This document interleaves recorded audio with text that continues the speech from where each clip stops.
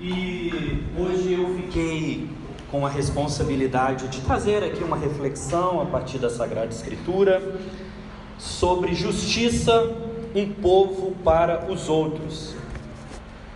E aí eu escolhi ali um título, acho que não é assim o ponto mais forte em mim, fazer títulos para os sermões, mas eu escolhi aquele ali, ó, revolucione, diga oi, vai, tudo bem? Daqui a pouco eu espero que eu consiga trazer um pouco mais de clareza a respeito daquilo que eu quero pontuar para nós aqui. Bom, foi lido a primeira carta de São Paulo a Timóteo, capítulo 4, verso 15 ao 16, mas antes de nós irmos ao texto em si, à exposição do texto, eu sempre gosto de trazer uma contextualização, uma introdução. Eu anotei aqui algumas coisas que são pontuais para nós. A primeira delas, e isso precisa estar claro, é que a revelação da vida de Deus ilumina e ensina o como deve ser da vida humana, tá? Então, eu me recordo que a última vez que eu ministrei aqui, que eu estava responsável pela palavra, eu disse que a cristologia, ela é uma teologia, mas ela também é uma antropologia. Porque em Jesus Cristo nós temos a revelação de quem Deus é, mas nós temos também a revelação de quem o ser humano deve ser. E eu entendo que se nós não tivermos uma iluminação a respeito de quem Deus é, do mistério daquilo que Deus é, e de modo paradoxal, porque nós estamos sempre falando que Deus é mistério, mas também é revelação, e é essa dinâmica da vida de fé. Ele é revelação porque se faz acessível a nós em Jesus Cristo, mas ao mesmo tempo ele permanece sempre mistério, porque a nossa razão, ela é incapaz de captar toda a transcendência daquilo que Deus é. Então nós vivemos essa dinâmica da vida de fé, da revelação de Deus e ao mesmo tempo do mistério de Deus. E veja, irmãos, a nossa fé, a nossa riquíssima tradição cristã, ela nos diz que Deus é uma comunhão, e quanta beleza nisso, né? A Adélia Prado diz que a teologia é uma poesia, e eu concordo com ela. Não é apenas poesia, mas é também poesia, não é? Porque quando nós olhamos para Deus, nós não encontramos um Deus, e o Marcos Almeida fez uma canção bela falando sobre isso. Deus não é solidão. Então Deus não é uma unidade isolada, Deus não é uma unidade abandonada, Deus não é uma unidade reclusa na sua solitude, não. A fé cristã, e essa é uma exclusividade da fé cristã, nos diz que Deus é uma comunhão. E veja, irmãos, nós precisamos voltar à teologia fundamental, nós precisamos entender e sempre rememorar os fundamentos da nossa fé. O que significa dizer que Deus é comunhão? Significa dizer que no mistério de Deus nós temos uma só substância, mas nós temos três pessoas distintas. Talvez para quem não saiba, ou para quem tenha esquecido, a expressão trindade não é bíblica. Não há a expressão trindade na Bíblia. Muito provavelmente essa foi uma expressão cunhada por Tertuliano, um dos nossos mais importantes teólogos, lá no século II para o século III. Mas essa compreensão de Deus como uma trindade, ela surge do Evangelho, ela surge das cartas de Paulo, ela surge do Antigo Testamento, e nós entendemos que na comunhão de Deus há o Pai, o Filho e o Espírito Santo. Percebam, irmãos, na trindade nós vislumbramos a comunhão plena, porque a gente fala muito de comunhão, mas a nossa comunhão, ela sempre é imperfeita. Essa comunhão que nós temos aqui, não é por acaso que vez ou outra a gente está sempre chateado, a gente está sempre magoado, a gente sempre tem essa percepção de que a igreja deixou a desejar no momento que a gente estava vivendo uma necessidade, uma crise existencial, uma angústia. Aquelas pessoas que estão, não sei se é o melhor termo, mas vamos utilizá-lo, aquelas pessoas que estão desviadas, sempre são pessoas que acusam a igreja, né? a igreja não me acolheu, a igreja não me abraçou, a igreja sempre transfere essa responsabilidade. E o que subjaz no interior disso? A acusação de uma comunhão que ainda não é plena. E o apóstolo Paulo já havia constatado isso numa reflexão sobre a sua caminhada na dinâmica do Evangelho, mas também a gente pode estender isso para a vida da igreja, quando ele disse: irmãos, nós não alcançamos a perfeição, mas nós caminhamos em direção ao alvo, e é nessa caminhada, é nesse progresso que nós vamos evoluindo nessa plenificação da vida de Deus em nós. Mas quando nós olhamos para a Santíssima Trindade, nós temos uma comunhão plena. A comunhão do Pai, do Filho e do Espírito é uma comunhão plena. É por isso que, a meu ver, algumas teologias não se sustentam, né? Como por exemplo aquela que coloca o Pai e o Filho em conflito, em tensão, em guerra. Não, a Santíssima Trindade sempre esteve e está numa comunhão plena. Ao olharmos para a Santíssima Trindade, meus irmãos e minhas irmãs, nós vemos também uma família perfeita. Nós vemos uma amizade ideal e também uma amizade real. Então veja, todos os valores e todas as virtudes que nós idealizamos e que nós desejamos, quando nós olhamos para a Santíssima Trindade, como é maravilhoso olharmos para a Santíssima Trindade, nós encontramos tudo isso não apenas como um ideal, não apenas aqui no sentido platônico da palavra, como uma ideia, como algo no mundo da abstração, que a gente tem um sonho utópico de extrair aquilo e tornar tangível na realidade. Não, mas nós vemos isso como algo que já é, algo vivo, algo real. E aí, irmãos, quando nós olhamos para a comunhão da Santíssima Trindade, nós aprendemos algumas coisas. E talvez aqui a gente já comece a trazer algumas aplicações da palavra. Primeiro, nós aprendemos unidade na pluralidade. Talvez esse seja um dos grandes desafios na história da igreja. Porque veja, irmãos, algumas coisas que eu notei. Primeiro, unidade não supõe uniformização. São coisas diferentes. Não vou citar nomes aqui, mas os entendidos vão captar a mensagem, né? Tem uma certa denominação, e na verdade isso se repete em outras denominações, que em qualquer igreja que você for, os bispos falam do mesmo jeito, os pastores falam do mesmo jeito, até o jeito da mão é da mesma forma. A gente vê a reprodução, a repetição, até na forma como o líder se comporta. Essa não é a proposta de Deus para a vida da sua igreja, porque a unidade não significa uniformização. Pelo contrário, irmãos, a unidade significa que nós temos comunhão a despeito da diversificação no meio da igreja. E isso é tão lindo, e talvez esse seja um dos versículos que mais afetam o meu coração, quando São Pedro, na sua primeira carta, no capítulo 4, ele disse que a graça de Deus é multiforme.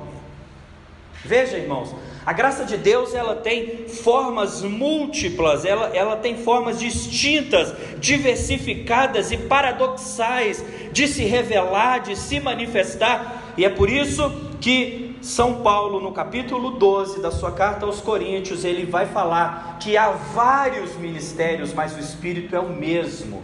E nessa pluralidade, nessa diversidade, nós temos o mesmo Espírito que trabalha para a unidade da sua igreja. Então, a Santíssima Trindade nos mostra esse padrão de como nós podemos ser plurais, mas ainda assim mantermos uma unidade, ainda assim nos mantermos coesos. Nós não estamos aqui, acredito que não, para sermos a reprodução do nosso querido bispo Eric, ou a reprodução do nosso Rev Jaime, ou a reprodução de qualquer outra pessoa. Nós estamos aqui para sermos a reprodução da pessoa bendita de Jesus Cristo. E a pessoa de Jesus Cristo, ela é tão abrangente, irmãos, que essa graça da pessoa de Jesus Cristo, ela é multiforme, ela se revela e ela se manifesta de formas diversificadas. Mas vejam, irmãos, ao olharmos para a Santíssima Trindade, nós aprendemos também, e talvez aqui nós nos aproximamos daquilo que é o tema proposto para hoje, a ser para o outro. Esse é o tema para o sermão de hoje, dentro dessa proposta da nossa série, um povo para os outros. Agora veja, irmão, é muito bonito falar isso. Preste atenção. O amor hoje é algo que se tornou tão popular que se banalizou. Hoje as pessoas falam de amor, é bonito falar de uma teologia do amor, é bonito falar de uma igreja que ama, é interessante falar de uma igreja que inclui, mas afinal de contas, irmãos, nós já refletimos a respeito do que é o amor na perspectiva cristã? Porque quando nós falamos de amor, talvez salve exceção um ou outro, mas de modo geral nós entendemos amor como uma espécie de sentimento. E na perspectiva do Evangelho, talvez o que o amor de fato não seja é um sentimento. Sabe por quê, irmãos? Porque no horizonte do Evangelho, se o amor se reduzir a um sentimento, quando o sentimento se esvai, nós abandonamos a causa. Os nossos sentimentos, eles são frágeis, eles são maleáveis. Os nossos sentimentos, eles se alternam facilmente. Quantos de nós estamos aqui? Principalmente quando a gente termina um relacionamento, né? Quando a gente termina um namoro. Quantas vezes eu achei que ia morrer nessa vida, irmãos? Eu acho que eu não vivi essa experiência sozinho, né? Quantas vezes eu já achei que o mundo perderia todo o sentido, que não haveria mais futuro, que o sol não nasceria e que não haveria mais canções, né? Quando a gente vive essa experiência da perda de uma forma de luto afetiva, é como se nada mais tivesse sentido, tivesse significado. E quando nós perdemos o sentimento por algo, nós abandonamos também a causa que está imbuída naquele sentimento. Então veja, irmãos, esses dias eu estava refletindo na Escritura, talvez vocês já tenham notado isso daí. Mas quando nós lemos São Paulo, no capítulo 12, ele fala a respeito dos carismas, dos dons espirituais. E aí ele fala da profecia, da palavra de sabedoria, da palavra de conhecimento, ele fala das línguas, da interpretação, dos dons de curar, de operações de maravilhas, etc. E veja, irmãos, quando ele chega lá no versículo 31, ele fala: e agora eu passarei a vos mostrar um caminho mais excelente. Ele não trata o amor como dom, e também ele não trata o amor como um sentimento. Ele trata o amor, a palavra grega é odós, ele trata amor como caminho. Então, na perspectiva do Evangelho, isso é fantástico. O amor é um caminho. Por quê, irmãos? Porque o caminho é uma pessoa. O caminho é uma pessoa. E essa pessoa que é o caminho é Deus. E é por isso que São João define que Deus é amor. Logo, no horizonte do Evangelho, o amor é a própria pessoa de Deus. E é por isso que fora de Deus é impossível que exista um amor real, um amor autêntico. É impossível. Nós queremos falar de justiça, então, irmãos, com a autoridade do Evangelho, é impossível que alguém fale de justiça fora do horizonte autêntico do amor que é revelado na pessoa de Jesus Cristo. Aleluia. É impossível que alguém diga ser uma pessoa justa se essa pessoa não estiver fundamentada no horizonte do amor do Evangelho, que é um caminho, que é uma pessoa, que é Deus, e esse Deus então é amor. Então para nós que somos cristãos e que cremos na Sagrada Escritura como palavra inspirada de Deus, esse é o horizonte no qual nós nos situamos. Agora veja, irmãos, como que esse amor se evidencia em nós? Como? Porque, irmãos, nem todo dia, aliás, poucos dias, né, nós sentimos desejo de orar. Eu não sei vocês, mas eu, irmãos, assim, pouquíssimos dias, pouquíssimos, é uma coisa impressionante. Jejum, existe isso ainda na igreja? Jejum, lá atrás, na época da minha avó, existia isso. A gente não sente vontade. Bíblia, não, irmãos, nós não sentimos vontade, desejo, perdoar, irmão. Quem sente de perdoar? Eu não sinto de perdoar, querido. Eu sinto de materializar na contemporaneidade a lei de Italião no sentido mais radical. Esse é o nosso desejo, irmãos. Essa é a nossa vontade. Eu não sinto desejo de dar a outra face a quem me fere. Eu sinto desejo de arrancar as duas faces daquele que me fere uma. Essa é a nossa natureza humana, pecaminosa, queridos. Mas como que esse amor se evidencia na nossa vida? Não quando nós temos um sentimento. Olha, irmãos, o amor se evidencia em nós no compromisso de doação incondicional ao próximo. E como que surge esse compromisso de doação incondicional ao próximo? Ele surge a partir de uma consciência que o Espírito Santo gera em nós do amor incondicional que foi revelado na cruz por cada um de nós também. Então, não é porque eu sinto o desejo de te perdoar, ou porque eu sinto o desejo de te amar, não, é um comprometimento. É um comprometimento que nasce do comprometimento de Deus conosco na cruz, que revelou o seu amor por cada um de nós. Então, e é assim na nossa vida, é assim no nosso ministério, né, Rev? Não são todos os domingos, eu tenho certeza que o Rev acorda e fala: hoje eu quero ir para o culto, eu quero ir para a estação casa, ouvir aquele tanto de problema, aconselhar aquele tanto de gente, ficar até 1 hora morrendo de fome, ouvindo problema de crente, pleno domingo. Não, queridos. Mas quando não há o sentimento, o compromisso tem que prevalecer. Quando não há o desejo de pregar, o compromisso de pregar tem que prevalecer. Quando não há o desejo de cantar, o compromisso com a adoração tem que prevalecer. Quando não há o desejo de vir ao culto, irmãos, e culto domingo de manhã, irmãos, é para provar a nossa fé. Aliás, eu acho que os nossos cultos tinham que começar com aquela canção: cada vez que a minha fé é provada, tu me dás a chance de... Que é prova, queridos, né? É o único dia do descanso, é o dia da gente acordar mais tarde. O corpo não quer, o desejo não quer, o sentimento não quer. Mas ainda quando não há o sentimento, tem que haver o compromisso dentro de nós. O compromisso que Deus teve conosco na cruz é o compromisso que nós temos que ter com Deus ao assumirmos a cruz como um imperativo existencial na nossa vida. Nós precisamos disso, irmãos. E veja, para o sermão de hoje eu optei por esse texto de São Paulo ao seu jovem filho na fé, Timóteo, porque Paulo fala sobre cuidado. Paulo fala sobre cuidado. E é interessante, irmãos, eu gosto sempre de prestar atenção no detalhe do texto. Olha o conselho que São Paulo dá a um jovem vocacionado: tenha cuidado de ti mesmo e também da doutrina. São Paulo abre para nós aqui pelo menos 2 dimensões do cuidado. Amém. E eu quero que você preste atenção nisso. É interessante, né, irmãos, porque nós que somos cristãos, e às vezes a gente se ufana disso, há inconscientemente uma soberba dentro disso, essa coisa do nosso altruísmo, né? Do cuidado com o outro, do preocupar-se com o outro, do dar a vida ao outro. Mas o conselho de Paulo é: primeiro tenha cuidado de ti mesmo. Sabe o que eu aprendo aqui com Paulo, irmãos?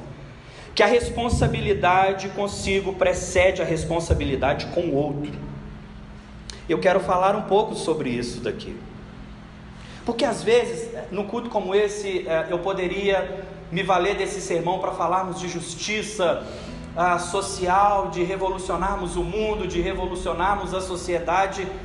Mas é tão incoerente nós anunciarmos uma revolução do mundo se não há uma revolução nem na nossa vida. É tão incoerente, irmãos, nós queremos alcançarmos, né, as crianças famintas e pobres que estão de modo estereotipado na nossa consciência lá na África, mas nós não conseguimos alcançar nem a nós mesmos. Então veja, Paulo fala: primeiro tenha cuidado de ti. Veja, irmãos, eu anotei: se eu creio que o meu corpo é templo do Espírito Santo, o autocuidado é a primeira liturgia que eu ofereço como culto a Deus. Eu quero repetir isso, queridos. Se eu creio que o meu corpo é templo do Espírito Santo, O autocuidado, o cuidado de si, o cuidado de mim, é a primeira liturgia que eu ofereço como culto a Deus. Aí eu quero cuidar do outro, mas você não cuida nem de si. Eu não vim falar, e essa nem é a proposta aqui de coisas transcendentes, não, querido. Você não dorme bem, você não se alimenta bem, você não faz um exercício físico, você não toma água como deveria tomar, você não tem relações sociais saudáveis. Como você quer promover na vida alheia uma vida saudável se a sua própria vida é uma vida tóxica? A primeira desintoxicação que o Evangelho quer provocar é em nós, é na nossa própria vida. Porque o apóstolo Paulo disse: meus irmãos, de que adianta eu pregar a vocês se eu sou reprovado naquilo mesmo que eu prego, ou naquilo mesmo que eu aprovo?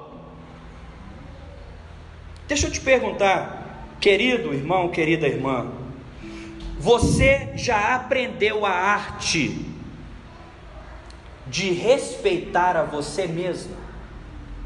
De respeitar a você mesma? Porque quem não respeita a si mesmo, quem não respeita a si próprio, não vai conseguir impor limites para que o outro não atravesse os limites do respeito que você deseja impor e colocar. Isso é terapia? Não, irmãos, é evangelho. Porque a gente fala, o meu corpo é templo do Espírito. Irmãos, nós já paramos para meditar na potência do que significa isso? Dizer, o meu corpo é o lugar onde o Espírito de Deus habita, onde o Espírito de Deus mora. Será que você tem se respeitado como templo do Espírito de Deus? Não, mas eu cuido da doutrina, eu cuido da igreja, eu cuido do ministério, eu cuido da minha família, eu milito em ações sociais. Tudo isso é lindo, é válido, é legítimo, mas em primeiro lugar, tenha cuidado de si mesmo. Deixa eu trazer um dado aqui, irmãos. Nós estamos vivendo o século onde mais pastores se suicidam na história do cristianismo. Nós estamos vivendo o século com o maior contingente de pessoas depressivas. E eu faço parte dessa estatística, que eu também me cuido como psiquiatra e como psicólogo. E não tenho nenhum problema de falar isso, porque eu sou mortal. E às vezes, irmãos, nós queremos nos valer da nossa espiritualidade para esconder a nossa humanidade. Ou pior, nós queremos usar da nossa espiritualidade para sermos irresponsáveis com o nosso autocuidado. Algumas perguntas que eu me fiz e eu estendo aos meus irmãos nessa reflexão. Você já se perdoou? Você já se perdoou? Porque às vezes nos nossos sermões aqui, a gente fala muito sobre o perdão de Deus, e é evangelho isso, estamos corretos. Nós falamos muito sobre perdoarmos uns aos outros, e também isso é evangelho. Mas às vezes nós já fomos perdoados por Deus. Talvez já fomos perdoados pelo outro, mas carregamos o peso de uma culpa de nós mesmos não termos nos perdoado. Sabe uma coisa que eu aprendi nessa curta vida de até então, irmãos? Às vezes o outro para nós não é companhia, é fuga de nós mesmos. Vocês já notaram aquelas pessoas que nunca conseguem ficar sozinhas? Ou aquelas pessoas que terminam um namoro hoje, depois de amanhã já está publicando outro, porque a fila anda. E aí nós enquanto brasileiros, nós vamos tornando tudo humor, nós vamos tornando tudo engraçado, nós vamos brincando com as situações, e por detrás daquilo coisas sérias. Eu fiquei uns 6 anos da minha vida sem estar me relacionando, e hoje também não estou. E às vezes eu me sentia assim, um leproso, né, no meio da multidão, porque... Ou às vezes as pessoas olhavam para mim e falavam: nossa, ele deve estar tão mal, deve estar tão triste, nossa, ele deve estar tão depressivo. Não, depressivo realmente eu sou, né? Mas não por causa disso, né? Porque as pessoas acham que é impossível você se realizar ou encontrar a plenitude vivendo uma vida consigo mesmo. Irmãos, algumas pessoas aqui sabem que aquilo que eu estou dizendo não é absurdo. Alguns de nós não conseguimos nos olhar por muito tempo no espelho, porque não aceitam aquilo que vem. Nada está bom, não gosta de nenhum corte, não gosta de nenhuma maquiagem, não gosta de... Se está mais cheirinho está ruim, se está mais magrinho está ruim, nada está bom.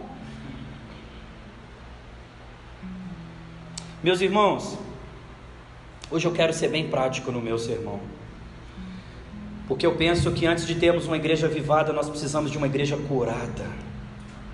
Será que nós já aprendemos a arte de fazer companhia a nós mesmos? Eu tenho um rito, irmãos. Todo final de ano eu pego a minha mochila de escoteiro, acho um hostel de 5ª categoria que eu posso pagar, entro no Buser, acho a passagem mais em conta para que eu possa estar no ônibus e me levo para viajar, queridos. Me levo de Deus. Vou me curtir, vou apreciar a minha companhia. Inclusive, irmãos, digo uma coisa que desceu como um manto do céu aqui agora. Algumas pessoas são insuportáveis para os outros porque ela é insuportável para si mesma. Então aquelas pessoas que não suportam a si mesmas, elas sempre serão insuportáveis para os outros. É a Escritura, irmãos, tenha cuidado de si mesmo. Será que nós estamos sobre a desculpa de que o outro é companhia, fazendo do outro uma fuga de nós mesmos, um escapismo de nós mesmos? Veja, irmãos, essa dimensão do cuidado é uma dimensão que Paulo tinha com os seus. E é interessante isso, irmãos, porque talvez Jesus tenha gastado mais tempo para ver os seus discípulos curados do que para tornar os seus discípulos ortodoxos. Talvez Paulo tenha gastado mais tempo para trabalhar o caráter e o coração dos seus filhos na fé. Isso se revela, por exemplo, quando ele escreve a respeito de Timóteo, dizendo: ele tem um caráter aprovado. Paulo não ressalta, não ressalva o carisma, o dom, ou os dons que estavam em Timóteo, mas ele ressalta o caráter dele, seu caráter curado, seu caráter sarado, seu caráter aprovado. Mas para isso, irmãos, nós temos que cuidar de nós mesmos. Fazer coisas simples, irmãos. Quanto tempo que você não separa uma grana para comprar uma roupa nova para você? Vai enviar, cara. Vai enviar. Se não, faz igual o cartão de crédito, que 10 vezes sem juros, leve prestações, até a volta de Jesus você vai pagando esse negócio. Seja o que Deus quiser. Mas são coisas simples, irmãos, que às vezes nós não fazemos a nós mesmos. Há uma segunda dimensão, que Paulo fala do cuidado consigo mesmo, mas também Paulo fala a Timóteo do cuidado com o outro. E isso é interessante porque ele usa a expressão no versículo 16: salvarás a ti mesmo e aos teus ouvintes. Hoje um pouco menos, né? Porque até nisso nós nos tornamos piores. Porque antes a gente tinha aquela sede de salvar o mundo, né? Aquela expressão, ganhar almas e acumular pedrinhas na coroa. Vocês pegaram esse tempo, gente? De colecionar pedrinhas na coroa. Nossa, era maravilhoso aquilo. Que eu saía para pregar, fazia apelo, vinha 15 pessoas, eu ia anotando, nossa, mais 15 pedras hoje. E na outra até eu falei, 20, nossa, era tanta pedra. O que eu vou fazer com esse tanto de pedra lá no céu, né? Mas hoje nem isso mais nós temos. Mas Paulo fala, salvarás a ti mesmo e também aos teus ouvintes. E deixa eu dizer uma coisa aqui, irmãos, antes de entrar nessa segunda dimensão aqui, que é do cuidado com o outro. Uma das coisas mais poderosas do Evangelho é que a salvação do Evangelho não é apenas uma salvação transcendente, mas é uma salvação imanente. Explico, para aqueles que talvez não tenham clareza. A salvação do Evangelho não é uma salvação projetada apenas para um futuro pós-vida. Não, queridos, até caiu ali, isso é um sinal de Deus. Tá? Ou então é o prego que realmente não está. Eu voto na segunda opção. Não, irmãos, o poder do Evangelho é uma potência que salva também a nossa vida. Ah, mas está escrito, aquele que quiser salvar a sua vida. É isso mesmo, porque se você tentar salvar a sua vida, você só vai perder ela. Porque você tentando salvar, é isso aí que está. Não, irmãos, o Evangelho, ele salva a nossa vida também. E sabe o que é salvar a vida no Evangelho? É a ressignificação que o Evangelho traz para a nossa vida. Significa, queridos, que nós não teremos mais problemas, adversidades, circunstâncias, perdas, não, nada disso, mas significa que nós receberemos a capacidade de ressignificar tudo isso à luz da graça de Deus e de entender que todas as coisas estão cooperando para o bem daqueles que amam a Deus, daqueles que são chamados segundo o seu propósito, e esse bem não é aquilo que eu idealizei, esse bem é nos tornarmos semelhantes ao Filho de Deus, e não há nada mais poderoso do que nos tornarmos semelhantes à pessoa bendita de Jesus Cristo, irmãos. Então é isso que o Evangelho faz, vai salvando a nossa vida.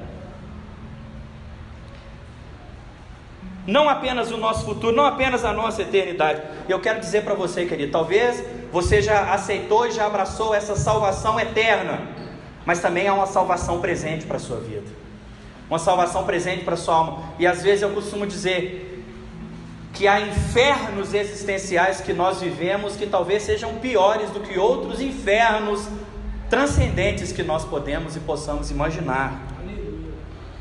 Mas a graça de Deus traz céu para a nossa vida e tem o poder de erradicar todos os infernos que nós vivemos. Amém, meus irmãos? Mas há também uma dimensão do cuidado com o outro, de fazer essa justiça de Deus ao outro. E aí algumas coisas que eu quero considerar aqui. Primeiro, né, irmãos? Primeiro, nós precisamos reconhecer o outro como outro. Essa é a primeira coisa que a gente precisa fazer. José Saramago, aquele grande escritor português, né? Ele disse: eu não quero convencer ninguém de nada. Porque convencer é tentar colonizar o outro. Em alguma medida eu concordo com isso, porque nós sempre temos a tentação da colonização do outro. Nós sempre temos essa tentação de fazer com que o outro seja a reprodução daquilo que nós mesmos somos. E até a forma de nós avaliarmos se o outro é ortodoxo ou não, não é com a régua do Evangelho, é com a régua da minha compreensão do Evangelho, que é uma coisa extremamente diferente. Uma coisa é a objetividade do Evangelho, outra coisa é a minha hermenêutica a respeito do Evangelho. Então a forma como eu meço o outro passa pela forma como as minhas hermenêuticas e as minhas interpretações lidam com o outro, veem o outro e encaram os outros. Então a primeira coisa é reconhecer que o outro é outro, queridos. É aquele conceito caro lá, a filosofia da alteridade, né?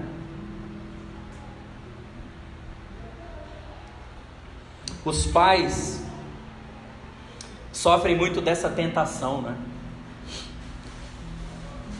Ou de querer reproduzir nos filhos aquilo que eles são, ou de querer que os filhos sejam aquilo que eles não conseguiram ser, não é? Então essa é uma tentação. Eu lembro que na minha época de Enem, que eu tirei uma nota legal e dava para cursar os cursos mais populares, né? As engenharias, o direito, etc e tal. E eu escolhi história, né? O pessoal, não, mas por que você escolheu história? É porque eu gosto de história. Porque eu me identifico com as humanas. Porque eu me eu me realizo, eu me significo nesse lugar, nesse ambiente. Mas nós temos sempre essa tentação de querer reproduzir o outro. Então, se o outro não é reformado, se o outro não é protestante, se o outro não é histórico, se o outro não é calvinista, se o outro não é arminiano, se o outro não é pentecostal, se o outro não é aquilo que o meu crivo, que a minha lente não vê, então nem outro ele é. E olha que injustiça na perspectiva do Evangelho, né, irmãos? Quando eu não reconheço o outro como pessoa, eu estou anulando a imago Dei, a imagem de Deus, que de alguma forma está ali também, ainda que danificada pelo pecado, mas na outra pessoa. Eu deixo de reconhecer naquela outra pessoa que ele é, no mínimo, criatura de Deus, de que a vida de Deus está naquela pessoa. E essa é uma tentação, queridos, que nós temos, como nós cristãos, né? Durante muito tempo nós fizemos isso, e algumas comunidades ainda fazem isso, né? Vamos fazer uma ação social, vamos levar roupas, vamos levar alimento, mas a proposta sempre é dar um folhetim e converter aquela pessoa à minha igreja, e trazer ela para a minha igreja, para que ela seja como eu sou, para que ela creia como eu creio. E sem que a gente perceba, né, irmãos, nós estamos repetindo o mesmo pecado social cometido desde a colonização desse país, que é também a tentativa da imposição ao outro, daquilo que é uma perspectiva nossa. Irmãos, verdade absoluta é o Evangelho. A minha percepção, a minha teologia do Evangelho, aquilo que nós temos são teologias, são hermenêuticas, são perspectivas, elas são falíveis, irmãos. E graças a Deus que nós, enquanto protestantes, não acreditamos em infalibilidade. Nós somos falíveis. Infalível é só a Escritura. Amém. A palavra inspirada de Deus. Nós somos falíveis. Amém.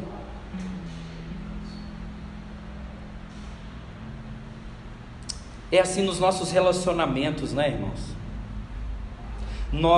Isso é curioso, né? Vocês já notaram isso? Nós nos identificamos e gostamos das pessoas enquanto elas estão de acordo com o nosso modo de pensar. Por isso nós temos os nossos grupos, né? Ou as nossas panelas, né? Nós ainda não aprendemos essa arte. Eu não sei se eu disse isso no outro sermão, mas um dos meus melhores amigos é ateu. Eu não sei porquê, mas às vezes eu tenho a impressão de que os ateus parece que estudam um pouco mais do que os cristãos, são mais afeiçoados à vida intelectual. Mas vou te dizer, irmãos, nós temos uma convivência fraterna e respeitosa, mas ele me traz provocações que um crente nunca me traria. Ele me traz questões para refletir os problemas da minha fé, que alguém do meu meio nunca me proporcionaria pensar naquelas questões. E talvez, sem que ele o saiba, ninguém me edifique tanto como ele. Porque ele abre diante de mim horizontes para reflexões de fé. Ele abre diante de mim reflexões para pensar a teologia, para pensar a vida de Deus, para pensar a minha fé. E essa é a alteridade que o Evangelho nos convida a viver, a respeitar o outro como o outro. Mas há ainda uma dimensão mais profunda aqui ainda dentro dessa, que fazer justiça, irmãos, é ver no outro a extensão de Jesus Cristo crucificado. Tem um personagem na Bíblia, irmãos, pouco falado, pelo menos até onde eu tenho ouvido, mas que ele é muito importante: José de Arimateia. Porque José de Arimateia quis cuidar do corpo morto. Estava morto, mas ainda era corpo. E o nosso problema é que quando tem gente morta no meio de nós, nós não consideramos mais corpo. Quando tem irmãos e irmãs que não estão frequentando mais o nosso culto, o nosso clube, quando não estão mais no nosso meio, é só um morto, não é corpo mais. José de Arimateia viu naquilo que estava morto ainda um corpo. Quantos mortos nós excluímos como se não fossem mais parte do corpo? Quantos, irmãos? E aí eu sempre me recordo com temor e tremor daquela palavra de Deus que foi direcionada a Caim: o sangue do seu irmão está gritando por justiça. A igreja é o corpo que mais exclui corpos. Talvez essa seja uma das grandes contradições da nossa fé. Talvez essa seja uma das grandes injustiças que nós podemos praticar na nossa fé. Ninguém queria mais aquele morto, óbvio. Morto não tinha mais palavra, morto não tinha mais o poder de realizar milagres, morto não tinha mais poder de realizar curas, óbvio. Morto não tinha mais poder de alimentar a multidão que estava faminta com pão e peixe, era morto. Mas olha que lição que José de Arimateia nos dá, irmãos. O valor do corpo não está naquilo que ele pode produzir, mas naquilo que ele é. Então, nós precisamos reaprender essa cultura enquanto igreja, irmãos. Hoje eu estou pregando aqui, amanhã eu posso estar caído em pecado. E aí, será que eu serei só um morto? Ou a igreja ainda me acolherá como um corpo, ainda que morto? Os nossos irmãos e as nossas irmãs que cantam aqui, e aliás, eu estou chegando há pouco tempo, sei pouco sobre a história da igreja. Quantos mortos que já foram corpo e nós não fomos buscá-los, e nós não nos dispomos a cuidar deles? E hoje a gente vai falar de justiça, e o sangue dele está clamando pela justiça dos filhos de Deus que tem que manifestar justiça e não manifestam.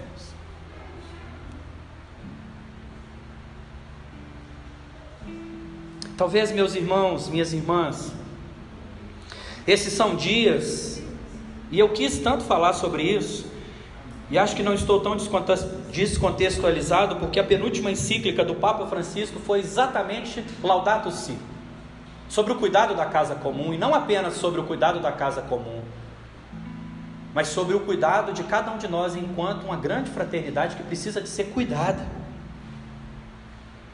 Não estou dizendo que justifica, mas nem tudo aquilo que justifica também explica, irmãos.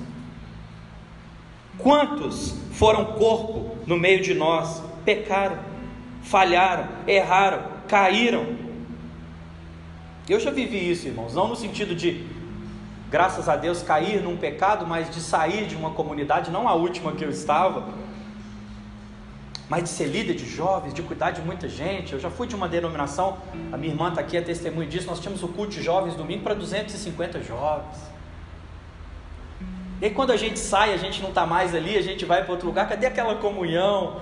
Cadê aquele tanto de gente que, mas eu te amo, mas a gente só ama se a gente estiver na mesma casa, na mesma placa, no mesmo lugar, não é? Ou eu que já tive também a experiência de estar fora da igreja durante um tempo, e você fala, meu Deus, mas cadê aqueles que diziam que eram corpo? Né? Porque eu não consigo pensar, já caminho para o final aqui, na possibilidade de, eu vou abandonar o meu dedo. Como que eu vou abandonar o meu dedo? Eu vou abandonar o meu pé, vou abandonar a minha orelha, né? Apesar que alguns de nós às vezes abandonamos, né? Você já pode tirar até cera para depilar da orelha assim, porque já abandonamos, né? Mas não, queridos, nós precisamos se atentar a isso daqui. Será que nós temos visto nos corpos crucificados a pessoa do crucificado? Isso não é uma teologia militante, não é uma teologia da libertação, não sou aderente a nenhuma delas. Isso é uma teologia do Evangelho. É Jesus que lá em São Mateus capítulo 25 disse, olha, Naquele dia lá eu vou separar as ovelhas e vou separar os bodes. E aí alguns vão me perguntar assustados, mas por que eu sou bode? Pai? Porque tinha gente com fome e você não deu de comer, tinha gente nu e você não deu de vestir, tinha gente encarcerada e você não foi visitar, tinha gente hospitalizada e você não foi acolher. É legítimo, irmãos, nós nos preocuparmos com a guerra, Hamas e Israel, e orarmos por eles. Mas quantas guerras nós temos aqui próximo de nós? Quantas pessoas estão morrendo? Irmãos, eu não vou longe. Quantas pessoas estão morrendo aqui na estação casa? Porque normalmente igreja é uma coisa curiosa, né? Nós já temos o nosso lugar. Você pode olhar para aquele banco, todo domingo a pessoa vai estar naquele lugar. Se ela não tiver, o banco vai estar vazio. Ela já tem o lugar dela, ela já tem o grupo dela, ela já tem as pessoas com quem ela conversa depois do culto. Se bobear, ela já tem até a xícara marcada que ela vai tomar o café dela. E ai de quem pegar a xícara dela.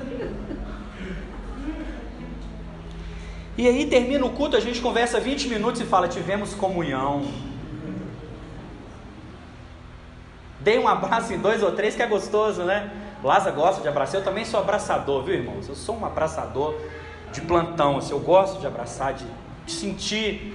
Acho que coisa do toque, linguagem do amor, tem um negócio assim que eu não entendo muito bem, mas acho que tem um negócio assim.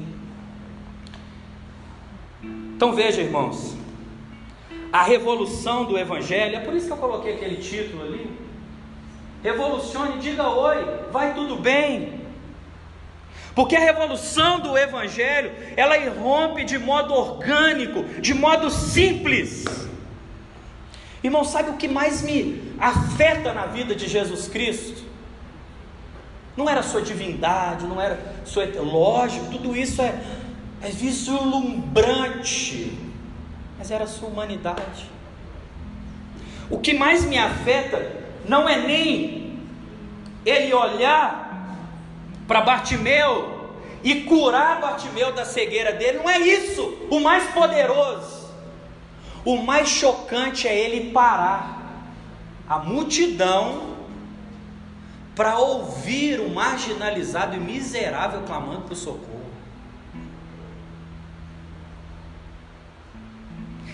Eu acredito, irmãos, que talvez a revolução que a gente precise viver hoje não é aquela que produz bocas de Deus. Já ouviu essa expressão? Tal pessoa é boca de Deus. Sabe o que a gente precisa hoje? Gente que seja ouvidos de Deus. Às vezes, as pessoas doentes, machucadas, feridas, elas não precisam que você chegue com uma palavra profética, virado no giraia, no assim diz o Senhor, e rodando e cuspindo na cara dela, e pá, não. Às vezes ela precisa que você faça algo revolucionário, como perguntar: oi, vai tudo bem?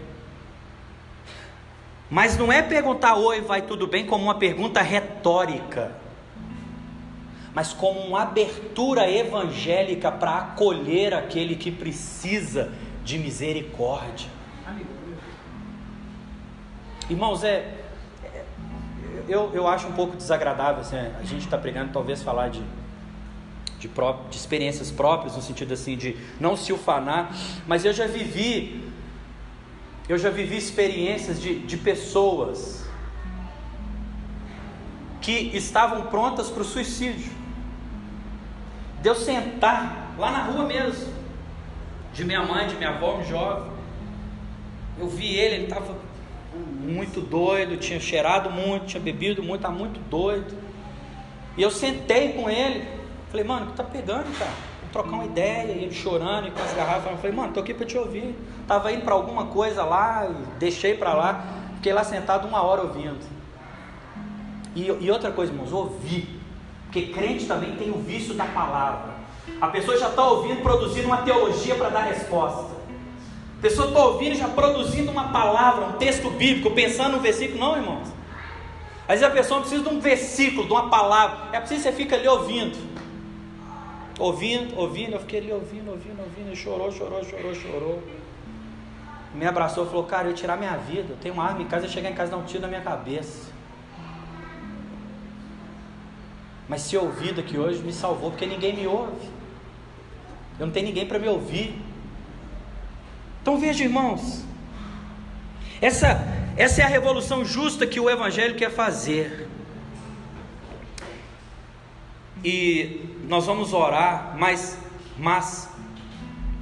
sobretudo hoje, né, a gente vive essa geração dos debates, né? Está todo mundo debatendo, está todo mundo discutindo. A gente assiste a Câmara, está uma loucura aquilo ali, cara. A gente assiste ao Senado, está uma loucura. A gente vê comícios pela rua, a gente vê um monte de gente gritando, feito louco, em cima de carro de som. Nas escolas, a gente entra na internet, no Instagram, é calvinista e arminiano, um batendo boca com o outro, é pentecostais e reforma. Está uma loucura, irmãos. E sabe uma coisa, talvez eu, vou começar de mim, ainda não aprendi com Jesus, e eu quero aprender essa revolução. Vocês já notaram isso, irmãos? Jesus chegava em alguém, e ele não ia liberando poder, não. Ele fazia uma pergunta: o que é isso que eu te faço? Sabe o que era isso, queridos? Era o oi, vai tudo bem. Era uma abertura para ouvir. Porque na maioria das vezes uma cura do corpo também não representa uma cura na alma. O cara podia ser curado de uma cegueira, de uma lepra, mas a alma podia continuar doente. Então Jesus ouvia. Irmãos, o que é mais ilógico do que perguntar a um cego: o que você quer que eu te faça? Eu quero que você me dê um ovo de Páscoa. É óbvio que o cego quer ver, que um surdo quer ouvir, que um mudo quer falar, um paralítico quer andar, é óbvio. Mas a revolução primeira de Jesus era ao dizer vai tudo bem, era a capacidade de ouvir, irmãos.